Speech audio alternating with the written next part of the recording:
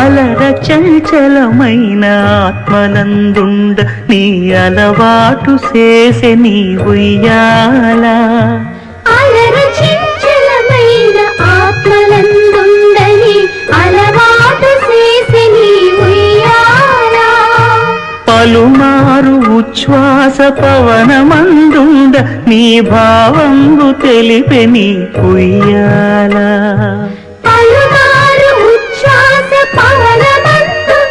నీ భావంబు తెలిపే నీ ఉయ్యాల.